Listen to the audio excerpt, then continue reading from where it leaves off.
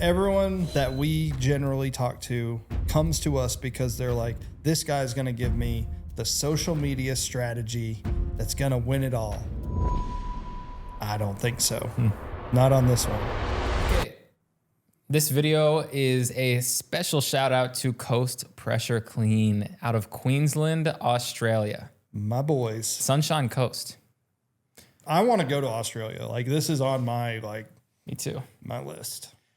And New Zealand. And New Zealand. What are we about to do? All right. We're about to make this man some money. It's true. I love it. Yeah. All right. So we're going to do a strategy session for, since you didn't answer, I'll answer. No, we're making him some money. Strategy session. Yeah, we're going to do a strategy session for how we would go about growing a pressure cleaning business. Yeah. So love it. Pressure clean. You've actually done this. You've had a pressure cleaning business. You did it when you were in high school. You did it over summers, and you said, I made a bunch of money. All I did was fences, decks, and driveways.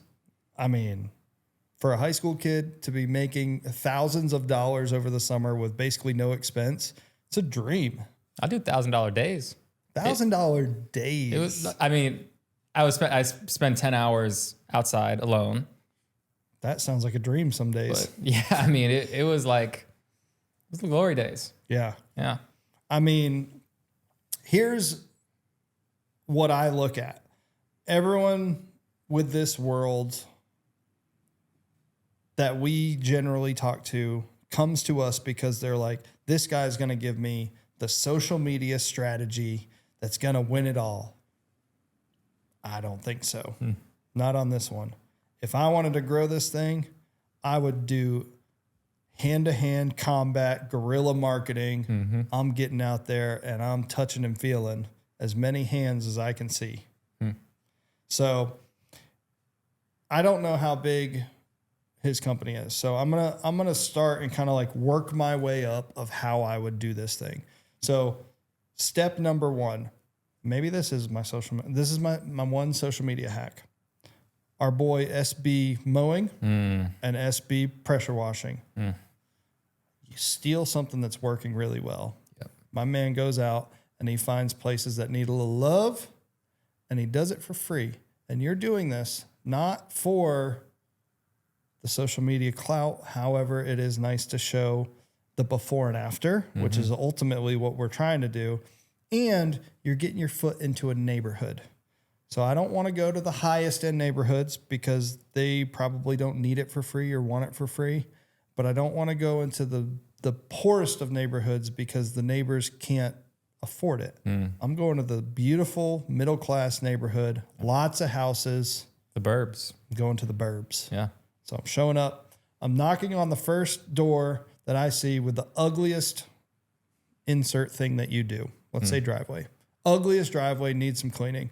I'm going up. I'm knocking. I'm saying, my name is Ryan, and I would like to pressure wash your driveway for free. It's just something I do. I give back to the community, and I want to make sure that your driveway looks the nicest in the neighborhood. They might say no, but I'm going to give you probably 90% of the time they're going to say yes. And your cost on one driveway pressure washing, pretty minimal. Yeah. It's just time. Yeah.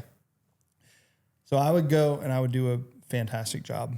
But what that does is it gets your foot into the neighborhood. When I'm doing that driveway, yard sign, sticking in the driveway. Say, this beautiful driveway was pressure washed by Coast Pressure Clean. Coast Pressure Clean. So that's my first thing. And I try and leave it up there as long as they let me. I try and let it stay for weeks. Until that homeowner went out and took it, I'm just leaving it. And then door hangers, like the little paper things, or you can just literally have printed pieces of paper. I don't care, whatever your budget is, but have something you can give, and you're walking and you're knocking on every house in that neighborhood saying, I just pressure washed your neighbor's driveway. Here's a photo of what it looked like before, and here's what it looks like now. Do you have any pressure washing things? As you can see, these are the things that I do. But if you have any needs, I'm in this area right now, and I'm going to be here for the next week. let me know. Okay. So that's what you do if you had 0 clients right now. That is getting started, hand-to-hand combat. And I think by doing that, you could probably get to $20,000 a month. Only doing that. 0 other marketing. I think that could be $20K a month. Okay. Can I step in and be Yes. post-pressure clean? Okay. So I did that. Say I've already done that. I've like maybe 2 clients a month, word of mouth from doing something similar to that, just going to neighborhoods, one-off job, whatever. I need to get like consistent business. So if I go and do that one day and I don't get anything from it, then what? Yeah, that's B2C. That was B2C we talked about. So that's how you can get your business off the ground and get going. Better clients, B2B, business to business. Go find a business that then has a need for being clean over and over again. So it could be going to a high trafficked mall area, and it's like, I find the owner of this building, and like we clean the sidewalks here because it gets dirty, and it's a retail area. You want your sidewalks nice and clean. Who does that for you?